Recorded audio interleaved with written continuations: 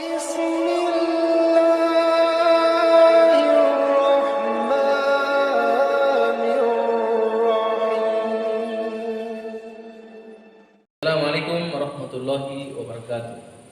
Alhamdulillah, alhamdulillah, salatu wassalamu ala Rasulillah wa ala alihi wa ashabihi ajmain, amma ba'du. Kaum muslimin wal muslimat rahmati oleh Allah Subhanahu wa taala. Berjumpa kembali kita pada kesempatan ini dalam keadaan sehat walafiat. Insyaallah masih dalam istiqomah dalam melaksanakan amal ibadah ketaatan kepada Allah Subhanahu wa taala. Pada kesempatan ini kita berjumpa lagi melalui channel Ustadz Ridwan Official. Saya pesankan kepada kita semua sebelum masuk pada pembahasan kita pada kesempatan ini untuk bisa mendukung channel ini melalui subscribe, like, dan komen, kemudian share video ini. Insyaallah kita semua bisa mendapatkan manfaat. Kaum muslimin wal muslimat yang dirahmati oleh Allah Subhanahu wa taala, terasa pada hari ini kita sudah berada pada bulan Muharram 1445 Hijriah, dan teringat kembali kita dengan peristiwa yang Allah Subhanahu wa taala gambarkan dalam Al-Qur'an di bulan Muharram itu sendiri, dan terdapat pada 10 Muharram. Bulan Muharram tanggal 10, yaitu yang kita kenal dengan hari Asyura atau 10 Muharram yang lebih dikenal pada masyarakat kita. Ada apa peristiwa atau apa yang terjadi pada 10 Muharram itu sendiri atau hari Asyura, yaitu para nabi dan para rasul utusan Allah Subhanahu wa taala diselamatkan oleh Allah itu pada 10 Muharram. Kita ambil yang pertama, di mana Allah Subhanahu wa taala menerima taubatnya Nabi Adam alaihi salam itu, yakni pada 10 Muharram. Nabi Adam itu dikeluarkan oleh Allah Subhanahu wa taala dari surga ke dunia ini bersama istrinya Siti Hawa. Ketika itu Nabi Adam alaihi salam dalam sejarah ini selama 300 tahun dia bersujud kepada Allah Subhanahu wa taala, memohon ampunan kepada Allah Subhanahu wa taala dengan membaca doa Rabbana zalamna anfusana wa illam taghfir lana wa tarhamna lanakunanna minal khasirin. Berulang-ulang itu dibaca oleh Nabi Adam alaihi salam, yang kita kenal atau yang disebut oleh para ulama dengan istighfarnya Nabi Adam alaihi salam. Berulang kali Nabi Adam membaca doa itu, beristighfar, memohon ampunan kepada Allah Subhanahu wa taala.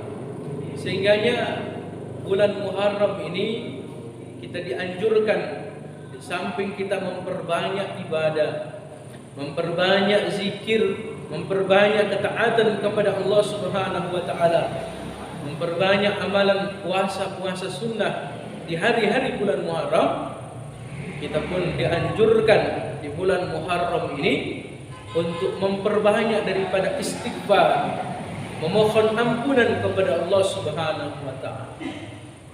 Karena setiap saat, setiap detik semua kita ini selalu berbuat dosa dan kesalahan kepada Allah Subhanahu wa taala. Nabi Adam saja di dalam surga dikeluarkan oleh Allah Subhanahu wa taala karena membuat satu kesalahan saja, yaitu memakan buah khuldi. Nabi Adam satu kesalahan, satu dosa, dikeluarkan oleh Allah Subhanahu wa taala dalam surga, kemudian dilempar ke permukaan dunia ini.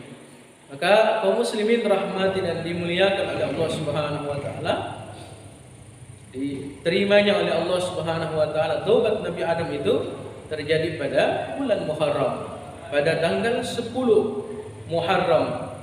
Kaum muslimin rahmati Allah Subhanahu wa taala. Kemudian begitupun Nabi Nuh alaihi salam diselamatkan oleh Allah Subhanahu wa taala dari banjir yang begitu besar bersama para pengikutnya itu pada bulan Muharram, pada 10 Muharram. Nabi Ibrahim diselamatkan oleh Allah Subhanahu wa taala dari pembakaran, dari kebaran api yang begitu besar itu pada 10 Muharram juga. Kemudian Nabi Nuh alaihi salam yang kita tahu bahwa Nabi Nuh ini diselamatkan oleh Allah dari banjir. Kemudian Nabi Yunus alaihi salam pun yang kita tahu bersama ditelan oleh ikan nun, itu diselamatkan oleh Allah, dimuntahkan oleh ikan nun ke tepian pantai pada 10 Muharram. Maka kaum muslimin rahmati oleh Allah Subhanahu wa taala, di mana dari kisah ini kita bisa mengambil pelajaran bahwa para nabi dan rasul saja mengalami daripada berbagai macam ujian, berbagai macam tantangan dan rintangan. Tetapi karena mereka kembali kepada Allah, mereka banyak bertaubat kepada Allah Subhanahu wa taala, sehingganya Allah Subhanahu wa taala mengampuni dan menyelamatkan mereka dari ujian dan rintangan yang begitu besar itu. Maka dari sini kita sebagai umat, sebagai hamba Allah Subhanahu wa taala belajar dari kisah-kisah ini.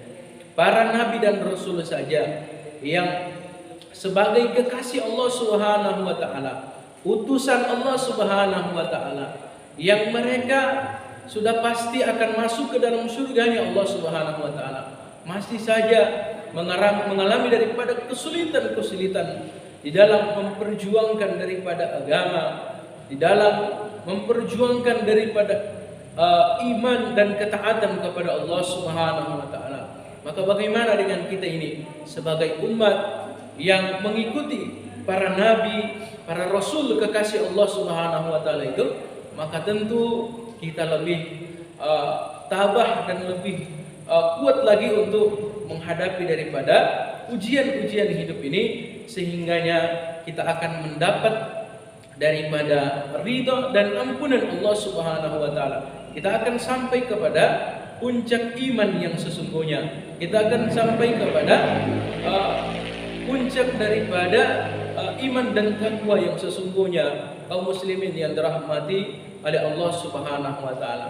Mudah-mudahan dari uraian kisah yang singkat ini kita bisa termotivasi, dan insyaallah segala kegagalan, segala kesulitan-kesulitan hidup kita tidak membuat kita berputus asa, berpendek pikiran, bahwa ketahuilah dan sadarilah oleh kita semua, di balik daripada kesulitan dan ujian, tantangan dan rintangan, di sana Allah Subhanahu wa taala hanya ingin melihat daripada perjuangan dan kesungguhan kita. Insyaallah kita semua bisa melewati semua ini dengan sabar dan ikhlas. Insyaallah Allah Subhanahu wa taala akan masukkan kita ke dalam surga bersama para nabi dan rasul kekasih Allah Subhanahu wa taala.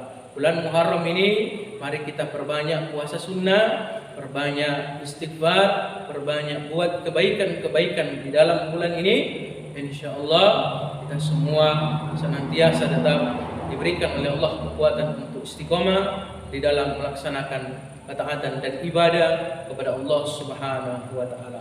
Saya rasa sekian dengan keterbatasan pengetahuan saya, ini saja yang bisa saya bagi. Mudah-mudahan kita semua bisa mengambil manfaat. Terima kasih. Subhanallah bihamdi, subhanaka Allahumma bihamdika, asyhadu an la ilaha illa anta, astaghfiruka wa atubu ilaik. Subhana rabbika rabbil izzati amma yasifun. Wassalamu ala al mursalin. Walhamdulillahi rabbil alamin. Wassalamualaikum warahmatullahi wabarakatuh.